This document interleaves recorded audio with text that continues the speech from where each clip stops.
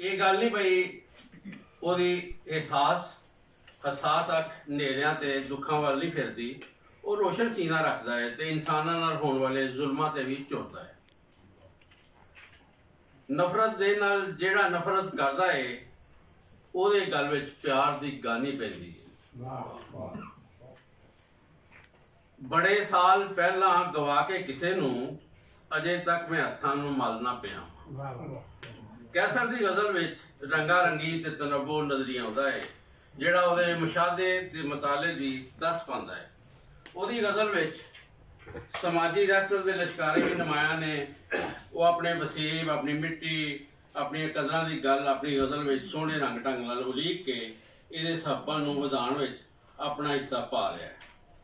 Cancer ਦੀ ਗਜ਼ਲ ਇਸ ਤਰ੍ਹਾਂ ਦੀ ਹੈ, ਜੀਵਾ ਲੱਜਦਾ ਪਾਲਦੀ ਚੁੰਨੀ ਸ਼ਰਮ ਹਯਾ ਨੂੰ ਪਾਲਦੀ ਚੁੰਨੀ। ਦੇਸ਼ ਪੰਜਾਬ ਵਿੱਚ ਸਾਥਣ ਹੋ ਗਈ ਧੀ ਦੇ ਇੱਕ ਇੱਕ ਬਾਲ ਦੀ ਚੁੰਨੀ। ਕੈਸਰ ਨੇ ਆਪਣੀ ਗਜ਼ਲ ਵਿੱਚ ਉਹਨਾਂ ਮੌਜ਼ੂਆਂ ਨੂੰ ਵੀ ਉਲੀਕਿਆ ਹੈ ਜਿਨ੍ਹਾਂ ਨਾਲ ਸਾਡਾ ਅਟੁੱਟ ਰਿਸ਼ਤਾ ਹੈ। ਉਹਨੇ ਤਾਰੀਖੀ ਹਵਾਲੇ ਨਾਲ ਵੀ ਗੱਲਾਂ ਟੋਰਨ ਦੀ ਭਰਪੂਰ ਕੋਸ਼ਿਸ਼ ਕੀਤੀ ਹੈ। ਮੁਹਾਵਰਾ, ਇਸ਼ਤਿਹਾਰਾ, ਤਲਮੀਹਾਤ ਨਾਲ ਵੀ ਉਹਨੇ ਆਪਣੇ ਸ਼ੇਰਾਂ ਨੂੰ ਸਜਾਇਆ ਸੰਵਾਰਿਆ ਹੈ। ਕੈਸਰ ਦੀ ਗਜ਼ਲ ਵਿੱਚ ਸਾਡਾ ਸਮਾਜ ਵੀ ਝਲਕਾਰੇ ਮਾਰਦਾ ਹੈ ਤੇ ਸਾਡੀ ਤਾਰੀਖ ਵੀ ਸਾਹ ਲੈਂਦੀ ਹੈ। ਇਸ ਸੋਹਣੀ ਲਿਖਤ ਵਿੱਚ ਲੇਖਕ ਉਹਦਾ ਆਲ ਦੁਆਲਾ ਰਹਿਣ ਸਹਿਣ ਤੇ ਵੇਲੇ ਦੀ ਸੈਂਸੀਬਿਲਿਟੀ ਬੋਲਦੀ ਹੈ। ਸ਼ਾਇਰ ਆਪਣੀ ਤਖਲੀਕੀ ਕੁਵਤ ਨਾਲ ਜਿਹੜੇ ਪੈਕਰ ਤਰਾਸ਼ਦਾ ਹੈ ਉਹ ਸਾਡੇ ਵਸੇਬ ਦਾ ਮੂੰਹ ਮੰਤਰਾ ਨੇ। ਦੁਨੀਆ ਵਿੱਚ ਇਨਸਾਨਾਂ ਨਾਲ ਇਨਸਾਨਾਂ ਦੇ ਵਰਤਾਰਿਆਂ ਨੇ ਜਿਹੜਾ ਜੰਗਲ ਉਗਾਇਆ ਹੈ, ਸਾਜ਼ਿਸ਼ਾਂ ਤੇ ਸਰਕਸ਼ੀਆਂ ਸਮਾਜਾਂ ਤੇ ਮੁਆਸ਼ਰਿਆਂ ਵਿੱਚ ਜਿਹੜਾ ਹਨੇਰ ਵੰਡਿਆ ਹੈ, ਉਹਦੇ ਤੇ ਵੀ ਕੈਸਰ ਦਾ ਕਲਮ ਸੋਹਣੇ ਸੁਭਾਅ ਟੁੱਟਦਾ ਹੈ। ਉਹ ਜ਼ੁਲਮ ਨੂੰ ਨਿੰਦਾ ਹੈ ਤੇ ਇਨਸਾਫ ਦੀ ਸਵੇਰ ਦਾ ਹੌਕਾ ਦਿੰਦਾ ਹੈ। ਉਹਦਾ ਰਿਸ਼ਤਾ ਮਜ਼ਲੂਮ ਕਸ਼ਮੀਰੀਆਂ ਨਾਲ ਵੀ ਬੇਲੌਸ ਹੈ। ਪੱਥਰ ਦੀ ਇਸ ਦੁਨੀਆ ਦੇ ਵਿੱਚ ਰੁਲਦੇ ਵੇਖੇ ਕੈਸਰ ਲੁਸ ਕਰਦੇ ਹੀਰੇ ਬੇਤਕਸੀਰੇ ਤੇ ਆਜ਼ਾਦੀ ਲਈ ਮਰਦੇ ਪਏ ਜੇ ਵਿੱਚ ਕਸ਼ਮੀਰ ਦੇ ਕਿੰਨੀਆਂ ਭੈਣਾਂ ਦੇ ਨਿਤਵੀਰੇ ਬੇਤਕਸੀਰੇ। ਦੇਸ਼ ਪਿਆਰ ਦਾ ਜਜ਼ਬਾ ਐਸਾ ਜਜ਼ਬਾ ਹੈ ਜਿਹਦੇ ਨਾਲ ਹਰ ਦਿਲ ਸਰਸ਼ਾਰ ਹੈ। ਇਸ ਦੀ ਮੁਹੱਬਤ ਦਾ ਤਕਾਜ਼ਾ ਆਪਣੀ ਵੱਖਰੀ ਬਹਾਰ ਰੱਖਦਾ ਹੈ। ਦੇਸ਼ ਪਿਆਰ ਦੀ ਮੁਹੱਬਤ ਨਾਲ ਭਿੱਜੇ ਹੋਏ ਕੈਸਰ ਦੇ ਸ਼ੇਰ ਸੋਹਣੀ ਢਲਕ ਵਿਖਾਉਂਦੇ ਨੇ ਵਤਨਾਂ ਤੋਂ ਦੂਰ ਵਸਣ ਵਾਲਿਆਂ ਦੇ ਵਿਚਾਰ ਤੇ ਜੰਨਤ ਧਰਤੀ ਤੋਂ ਨਿਕਲ ਕੇ ਪਰਦੇਸ ਵਿੱਚ ਜਿਹੜੀਆਂ ਔਕੜਾਂ ਦਾ ਸਾਹਮਣਾ ਕਰਨਾ ਪੈਂਦਾ ਹੈ, ਇਹਦੇ ਬਾਰੇ ਵੀ ਕੈਸਰ ਬੜੀ ਸਹਾਨ ਤੇ ਸੂਝ-ਬੂਝ ਰੱਖਦਾ ਹੈ। ਰਿਸ਼ਤਿਆਂ ਤੇ ਰਵੱਈਆਂ ਤੇ ਵੀ ਬੜੀ ਹਸਾਸੀਅਤ ਨਾਲ ਕਲਮ ਚੁੱਕਦਾ ਹੈ ਤੇ ਮੁਆਸ਼ਰਤ ਦੀ ਹਕੀਕਤਾਂ ਤੇ ਰਿਸ਼ਤਿਆਂ ਦੇ ਇਸਤਰਾਮ ਅੱਗੇ ਸਿਰ ਨਿਵਾਉਂਦਾ ਹੈ। ਲੱਖਾਂ ਵਰਗੀ ਦੌਲਤ ਦੇ ਲਈ ਵਿੱਚ ਪਰਦੇਸਾਂ ਲੱਖਾਂ ਵਰਗਾ ਦੇਸ਼ ਗਵਾ ਕੇ ਬੈਠੇ ਹਾਂ ਤੇ ਮਾਂ ਦੇ ਮੂੰਹੋਂ ਨਿਕਲੀਆਂ ਕੈਸਰ ਜਾਨ ਫਜ਼ੂਲ ਦੁਆਵਾਂ ਕਿਸ ਤਰ੍ਹਾਂ। ਕੈਸਰ ਦੀ ਗਜ਼ਲ ਮੁਹੱਬਤ ਤੇ ਪਿਆਰ ਦੇ ਲਤੀਫ ਜਜ਼ਬਿਆਂ ਤੇ ਉਸਰੀ ਜ਼ਿੰਦਗੀ ਦੀ ਧੁੱਪ ਛਾਂ ਵਿੱਚ ਪੁੰਗਰਨ ਵਾਲੇ ਪਿਆਰ ਨੂੰ ਉਹਨਾਂ ਆਪਣੀ ਗਜ਼ਲ ਦਾ ਮੁੱਖ ਮੌਜੂ ਰੱਖਿਆ ਹੈ ਤੇ ਇਹਦੇ ਅੰਦਰ ਆਪਣੇ ਪਿਆਰ ਦੇ ਸਾਰੇ ਰੰਗਾਂ ਨੂੰ ਬੜੀ ਨਿਵੇਕਲਤਾ ਨਾਲ ਉਲੀਕਿਆ ਤੇ ਇਸ਼ਕ ਦੇ ਰਸ ਨਾਲ ਭਰ ਦਿੱਤਾ ਹੈ।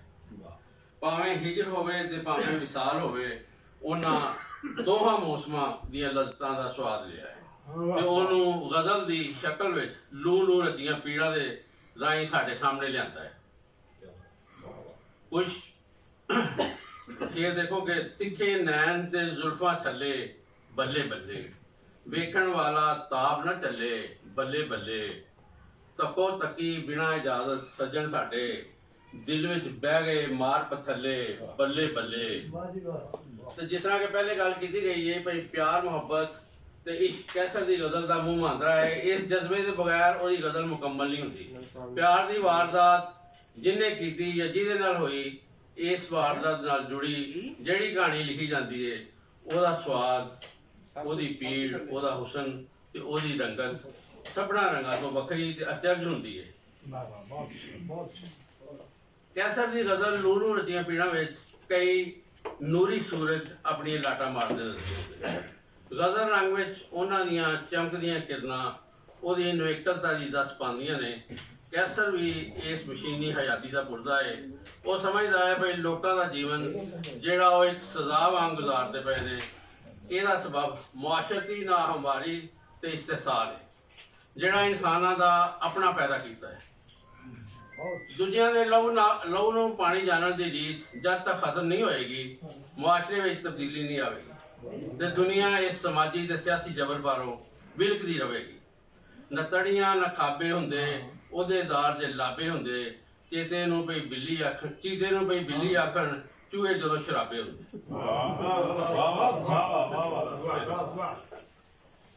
ਕੈਸਰ ਗੁਰਾਇਆ ਵਾਂਗੂ ਪੀੜਾਂ ਦੀਆਂ ਇਹ ਪੜਨਾ ਹਰ ਇੱਕ ਜੀ ਨਚਾਈਆਂ ਹੋਈਆਂ ਨੇ। ਕਿਧਰੇ ਪੀੜਾਂ ਹਨੇਰੇ ਵਧਾਉਂਦੀਆਂ ਨੇ ਤੇ ਕਿਧਰੇ ਇਹੋ ਹੀ ਪੀੜਾਂ ਸੱਚਾਈਆਂ ਦੇ ਚਾਨਣੇ ਦੀ ਦੱਸ ਪਾਉਂਦੀਆਂ ਨੇ।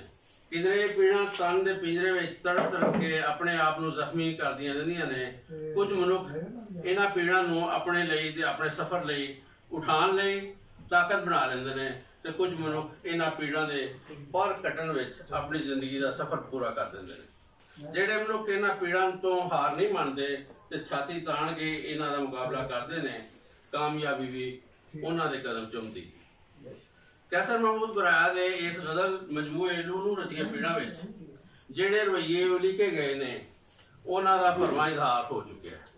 ਮਜਮੂਈ ਤੌਰ ਤੇ ਗੱਲ ਕਰੀਏ ਤੇ ਮੈਂ ਆਖਣ ਵਿੱਚ ਹੱਕ ਬਜਾਣਾ ਵਾ ਕਿ ਕੈਸਰ ਦੇ ਅੰਦਰ ਪਿਆਰ ਜਜ਼ਬਿਆਂ ਦੀ ਜਿਹੜੀ ਸ਼ਿੱਦਤ ਤੇ ਤੜਪ ਹੈ, ਉਹ ਹੀ ਉਹਨੂੰ ਲਿਖਣ ਤੇ ਮਜਬੂਰ ਕਰਦੀ ਹੈ। ਉਹ ਰੋਸ਼ਨ ਤੇ ਸੱਚੇ ਮਿਸਾਲੀ ਮੁਆਸ਼ਰੇ ਦਾ ਆਰਜ਼ੂਮੰਦ ਹੈ। ਉਹ ਨਫ਼ਰਤ ਨਾਲ ਨਫ਼ਰਤ ਕਰਨ ਦਾ ਹੋਕਾ ਲਾਉਂਦਾ ਹੈ। ਉਹ ਪਾਕ ਤੇ ਪਵਿੱਤਰ ਸੋਚਾਂ ਰੱਖਣ ਵਾਲੇ ਹਰ ਮਨੁੱਖ ਦਾ ਸੰਗੀ ਹੈ ਤੇ ਨਫ਼ਰਤ ਦੇ ਹਨੇਰੇ ਦੂਰ ਕਰਨ ਲਈ ਪਿਆਰ ਦੇ ਮੱਚ ਬਾਲਣਾ ਜਾਣਦਾ ਹੈ।